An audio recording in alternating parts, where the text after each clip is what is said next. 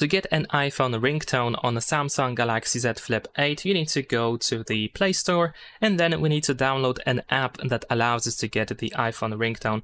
So I'm gonna use the search option here, and then we can search for iPhone ringtone. There we go. Now, as you can see, we have many different apps, and you can try any of them to try to find the iPhone ringtone, but in my case, I'm gonna use this app over here. I'm gonna install it, and I'm gonna show you how to get the ringtone based on this app, but feel free to try any other app in case you don't like this one, or in case it doesn't work for you. So once it is installed, you want to, of course, open it, and you might find some ads, but of course, we should be able to skip them after a short time. Now we need to grant the permission, of course, for the app to access music and so on and so forth. Over here, we can tap on OK to allow the permission to change system settings so that the app can actually, change the ringtone for us.